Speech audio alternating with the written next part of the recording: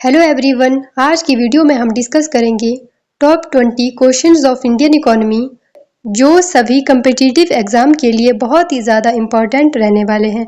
तो चलिए स्टार्ट करते हैं आज की वीडियो। क्वेश्चन नंबर फर्स्ट है, income tax in India was introduced by Lord Dalhousie, sir James Wilson, Warren Hastings, Lord Curzon. भारत में आय कर किसके द्वारा पेश किया गया था? Right answer is option B, sir James Wilson. Income tax in India was introduced in 1860 by Sir James Wilson to meet the financial losses incurred by the British government due to the revolt of 1857। Bharat में आयकर 1860 में sir James Wilson द्वारा पेश किया गया था ताकि 1857 के विद्रोह के कारण ब्रिटिश सरकार को हुए वित्तीय नुकसान की भरपाई की जा सके।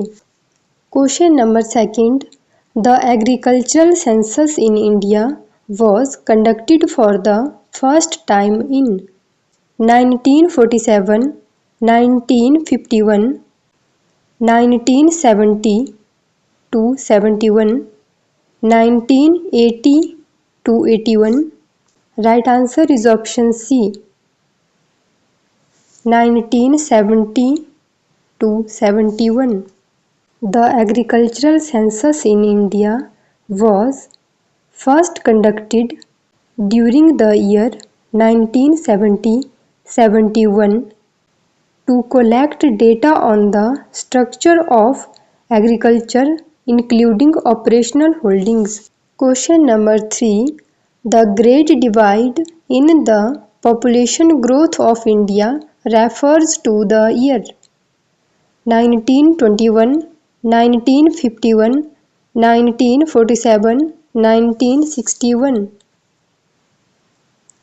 भारत की जनसंख्या वृद्धि में महान विभाजन किस वर्ष को संदर्भित करता है? 1921, 1951, 1947, 1961। Right answer is option A, 1921। Great divide in India's population growth refers to the year 1921, after which the population of India began to grow steadily, marking a significant shift from fluctuating trends of population growth before that year।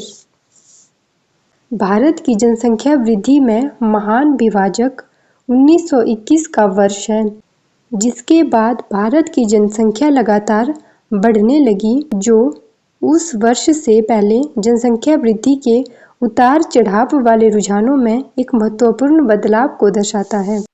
Question number 4, the current base year of the consumer price index in India is 2004, 2010, 2012, 2015।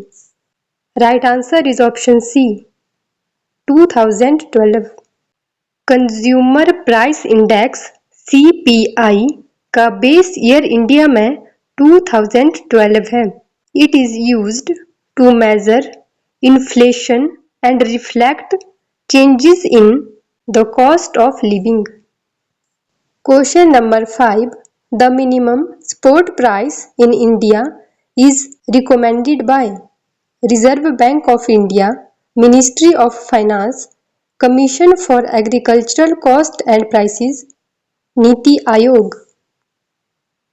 Bharat में न्यूनतम समर्थन मूल्य MSP की सिफारिश किसके द्वारा की जाती है? Right answer is option C, कृषि लागत और मूल्य आयोग, commission for agricultural cost and prices. Minimum support price MSP in India is recommended by the Commission for Agricultural Costs and Prices CACP to ensure remunerative prices to farmers for their produce and to encourage higher investment and production in agriculture. Bharat में न्यूनतम समर्थन मूल्य MSP की सिफारिश कृषि लागत और मूल्य आयोग CACP द्वारा की जाती है ताकि किसानों को उनकी उपज के लिए लाभकारी मूल्य सुनिश्चित किया जा सके और कृषि में अधिक निवेश और उत्पादन को प्रोत्साहित किया जा सके। Question number 6, which of the following statements about the goods and services tax GST in India is not correct? GST is a dual tax system where both the central and state governments levy tax on the same goods and services. The GST Council is responsible for making recommendations to the union and state governments on issues related to GST. The rate of GST is uniform across all states in India regardless of local conditions. GST has subsumed various indirect taxes including central excise duty and value added tax. निम्नलिखित में से कौन से कथन भारत में वस्तु एवं सेवा कर जीएसटी के बारे में सही नहीं है? जीएसटी एक दोहरा कर प्रणाली है जहां केंद्रीय और राज्य सरकारें समान वस्तुओं और सेवाओं पर कर लगाती है। जीएसटी परिषद संघ और राज्य सरकारों को जीएसटी से संबंधित मुद्दों पर सिफारिशें करने के लिए जिम्मेदार है। जीएसटी की दर सभी राज्यों में समान है। स्थानीय परिस्थितियों की परवाह किए बिना जीएसटी ने विभिन्न अप्रत्यक्ष करों को समाहित किया है जिसमें केंद्रीय उत्पाद शुल्क और मूल्य संवर्धन कर शामिल है। Right answer is option C. The rate of GST is uniform across all states in India regardless of local conditions. ये जीएसटी के बारे में इनकरेक्ट स्टेटमेंट है।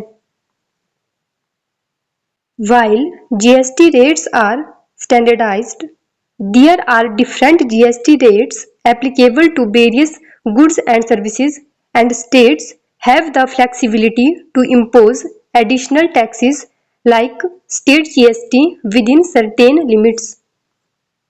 जबकि जीएसटी की दरें मानकीकृत हैं, विभिन्न वस्तुओं और सेवाओं पर लागू अलग अलग जीएसटी दरें हैं और राज्यों के पास निश्चित सीमाओं के भीतर अतिरिक्त कर जैसे राज्य जीएसटी लगाने की स्वतंत्रता है। Question number 7, what is one of the primary functions of the Reserve Bank of India? Providing loans to the public, managing foreign exchange reserves, collecting taxes on behalf of the government, regulating stock market operations. भारतीय reserve bank का एक मुख्य कार्य क्या है? जनता को ऋण प्रदान करना, विदेशी मुद्रा भंडार का प्रबंधन करना, सरकार की ओर से कर संग्रह करना, स्टॉक मार्केट संचालन को विनियमित करना। Right answer is option B. विदेशी मुद्रा भंडार का प्रबंधन करना। Managing foreign exchange reserves. One of the key functions of the RBI is to manage India's foreign exchange reserves. The RBI maintains and regulates these reserves to ensure the stability of the Indian rupee in global markets, facilitate international trade, and maintain financial stability. Other important functions of the RBI include issuing currency, controlling monetary policy, and regulating the banking system. RBI का एक मुख्य कार्य भारत के विदेशी मुद्रा भंडार का प्रबंधन करना है। RBI इन भंडारों को बनाए रखता और नियंत्रित करता है ताकि वैश्विक बाजारों में भारतीय रुपये की स्थिरता सुनिश्चित की जा सके, अंतर्राष्ट्रीय व्यापार को सुगम बनाया जा सके और वित्तीय स्थिरता बनाई रखी जा सके। आरबीआई के अन्य महत्वपूर्ण कार्यों में मुद्रा जारी करना, मौद्रिक नीति को नियंत्रित करना और बैंकिंग प्रणाली को विनियमित करना शामिल है। Question number 8, what was the primary objective of the Tendulkar committee? To suggest measures for banking sector reforms, to review the methods of measuring poverty in India to recommend strategies for improving India's exports to propose policies for increasing agricultural productivity। Tendulkar समिति का मुख्य उद्देश्य क्या था? Banking क्षेत्र सुधारों के लिए उपाय सुझाना, भारत में गरीबी मापने के तरीकों की समीक्षा करना, भारत के निर्यात में सुधार के लिए रणनीतियां सुझाना, कृषि उत्पादकता बढ़ाने के लिए नीतियों का प्रस्ताव करना। Right answer is option B, to review the methods of measuring poverty in India.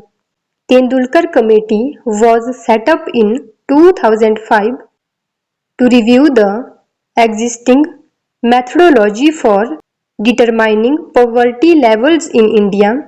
Tendulkar समिति का गठन 2005 में भारत में गरीबी के स्तर को निर्धारित करने की मौजूदा पद्धति की समीक्षा के लिए किया गया था। Question number 9, what does the term demographic dividend refer to? The increase in national income due to an increase in the working age population, the reduction in population growth due to government policies, the rise in birth rates leading to a younger population, the benefits of international migration on the economy। जनसांख्यिकीय लाभांश शब्द किसे संदर्भित करता है? Right answer is option A, the increase in national income due to an increase in the working age population. कार्यशील आयु वर्ग की जनसंख्या में वृद्धि के कारण राष्ट्रीय आय में वृद्धि। The term demographic dividend refers to the economic growth potential that can result from shift in population's age structure, particularly when the working age population 15 to 64 years is larger than the non-working age population। जनसांख्यिकीय लाभांश शब्द उस आर्थिक वृद्धि की क्षमता को संदर्भित करता है जो जनसंख्या की आयु संरचना में बदलावों से उत्पन्न हो सकती है, विशेषकर जब कार्यशील आयु वर्ग की जनसंख्या गैर कार्यशील आयु वर्ग की तुलना में अधिक होती है।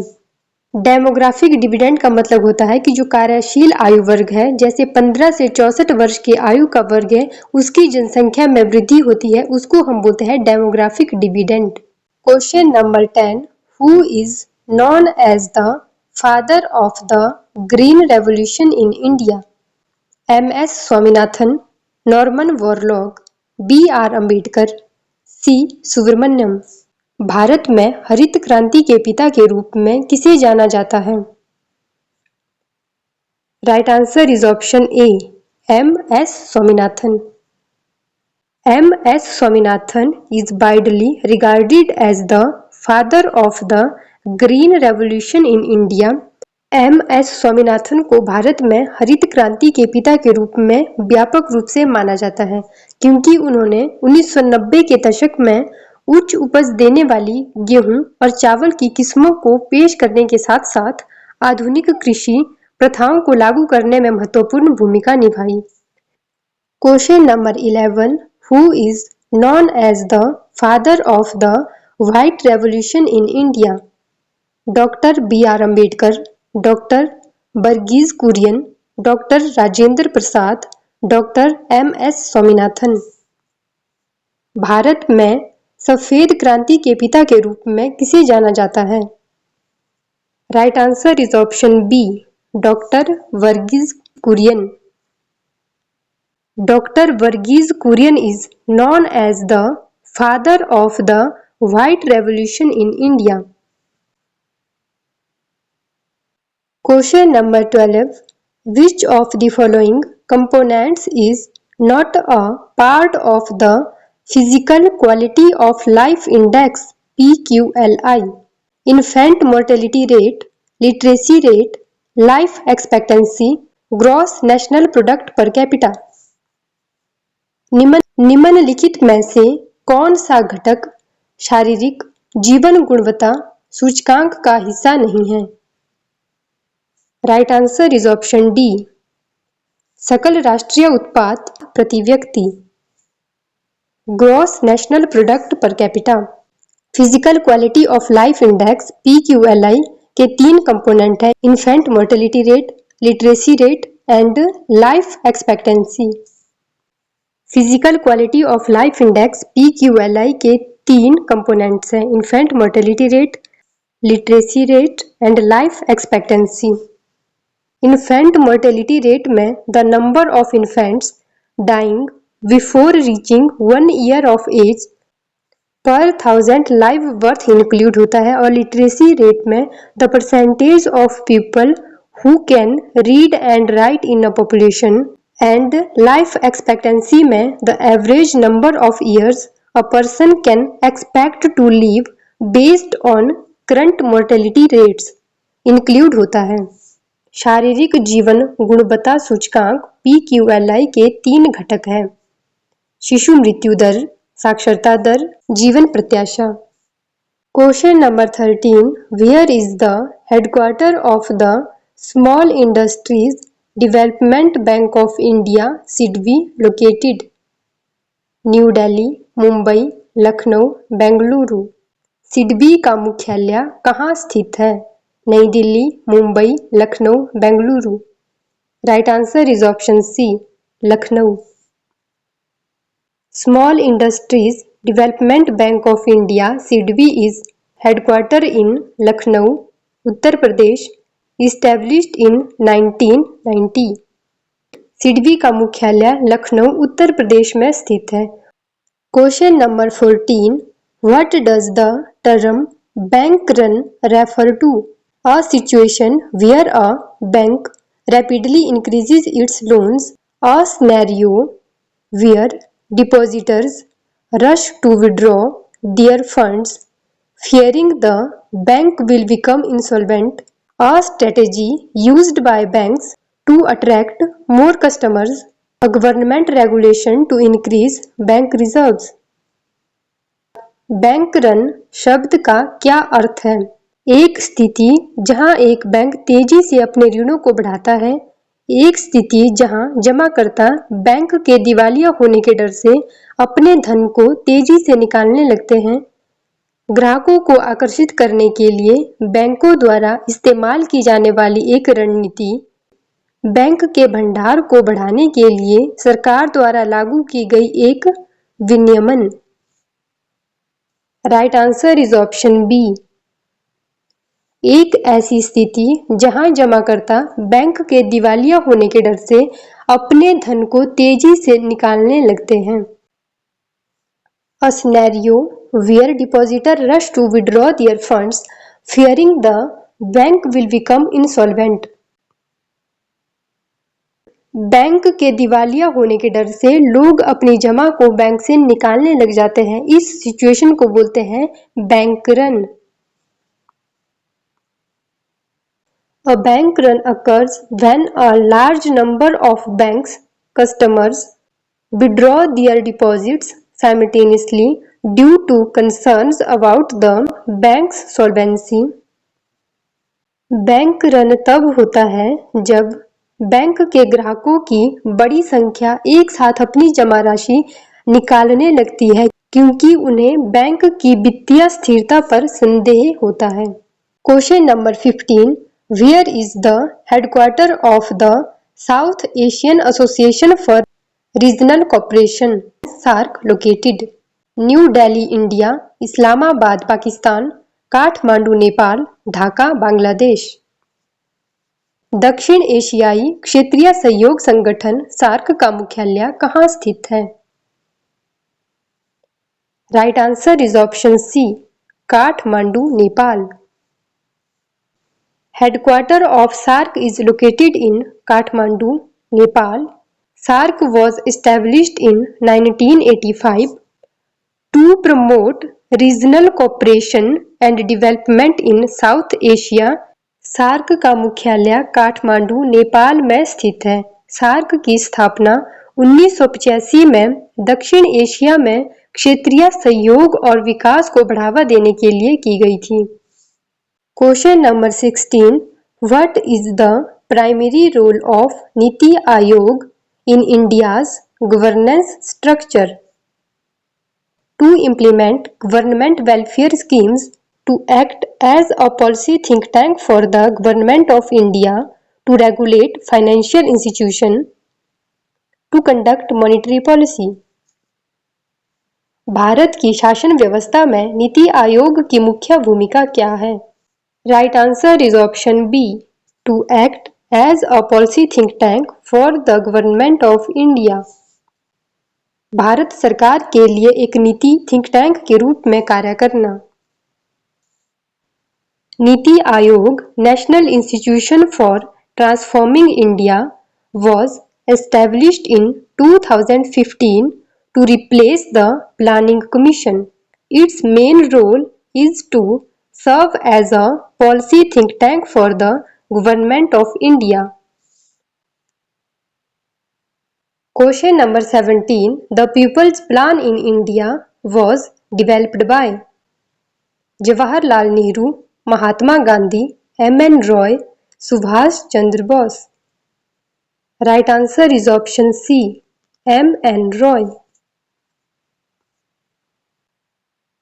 People's Plan was a proposal for India's economic planning presented by M.N. Roy in 1944, focusing on socialist ideas and a decentralized economy. Question number 18. The trickle-down theory primarily suggests that benefits given to the wealthy will eventually benefit the poor. Government spending should focus on the poor. Economic policies should target the middle class. Benefits should be redistributed from the rich to the poor directly. Trickle down सिद्धांत मुख्य रूप से यह सुझाव देता है कि धनी लोगों को दी गई सुविधाएं अंततः गरीबों को लाभ पहुंचाएगी। सरकारी खर्च को गरीबों पर ध्यान केंद्रित करना चाहिए। आर्थिक नीतियों को मध्यम वर्ग को लक्षित करना चाहिए। धन को सीधे अमीरों से गरीबों में पुनर्वितरित किया जाना चाहिए। Right answer is option A, benefits given to the wealthy will eventually benefit the poor. धनी लोगों को दी गई सुविधाएं अंततः गरीबों को लाभ पहुंचाएगी। Trickle down theory argues that economic benefits provided to businesses and the wealthy, such as tax cuts or subsidies, will trickle down to the rest of society by promoting investment, job creation, and overall economic growth. Trickle down सिद्धांत का तर्क है कि व्यवसायों और धनी लोगों को प्रदान किए गए आर्थिक लाभ जैसे कर कटौती या सब्सिडी समाज के बाकी हिस्सों तक ट्रिकल डाउन होंगे, जिससे निवेश, रोजगार सृजन और समग्र आर्थिक विकास को बढ़ावा मिलेगा। Question number 19. The bank rate is defined as the interest rate at which commercial banks borrow from each other, the interest rate at which the central bank lends to commercial banks, the rate of interest on saving accounts offered by banks, the rate of interest charged on loans provided by banks to customers. Bank दर को परिभाषित किया गया है। Right answer is option B, the interest rate at which the central bank lends to commercial banks. वह ब्याज दर जिस पर केंद्रीय बैंक वाणिज्यिक बैंकों को उधार देता है। Bank rate is the rate at which the central bank such as Reserve Bank of India lends money to commercial banks. It is a crucial tool for monetary policy, influencing the cost of borrowing, and overall liquidity in the economy. Bank दर वह दर है जिस पर केंद्रीय bank वाणिज्यिक बैंकों को पैसा उधार देता है। यह मौद्रिक नीति के लिए एक महत्वपूर्ण उपकरण है जो उधारी की लागत और अर्थव्यवस्था में कुल तरलता को प्रभावित करता है। Question number 20. Who are referred to as the churning poor? People who consistently remain below the poverty line. People who occasionally move above and below the poverty line. People who have never been below the poverty line. People who are permanently above the poverty line. किसे churning गरीब कहा जाता है? लोग जो लगातार गरीबी रेखा के नीचे रहते हैं, लोग जो कभी-कभी गरीबी रेखा के ऊपर और नीचे जाते हैं, लोग जो कभी भी गरीबी रेखा के नीचे नहीं रहे हैं, लोग जो स्थायी रूप से गरीबी रेखा के ऊपर हैं।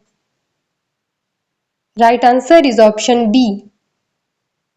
People who occasionally move above and below the poverty line. Churning poor refers to individuals or households who experience frequent fluctuation in their economic status. They may rise above the poverty line during certain periods but fall back below it due to economic instability. Churning गरीब उन व्यक्तियों या परिवारों को संदर्भित करता है जो अपनी आर्थिक स्थिति में अक्सर उतार चढ़ाव का अनुभव करते हैं। वे कुछ समय के लिए गरीबी रेखा के ऊपर उठ जाते हैं, लेकिन आर्थिक अस्थिरता, सुरक्षित रोजगार की कमी या अन्य कमजोरियों के कारण फिर से गरीबी रेखा के नीचे गिर सकते हैं। यह समूह आमतौर पर अपनी आय में अस्थायी सुधारों के बावजूद गरीबी में गिरने का जोखिम उठाता है। नेक्स्ट क्वेश्चन है, NABARD national bank for agriculture and rural development was established based on the recommendations of which committee? Chandrayaan committee, Khair committee, B.R. Ambedkar committee, Sivaraman committee. राष्ट्रीय कृषि और ग्रामीण विकास बैंक नाबार्ड की स्थापना किस समिति की सिफारिशों के आधार पर की गई थी? चंद्रयान समिति, खैर समिति, B.R. अम्बेडकर समिति, शिवरमन समिति। Right answer is option D. Shivraman Smiti. NABARD was established in 1982 following the recommendations of the Shivraman Committee. Thank you. That's all for today.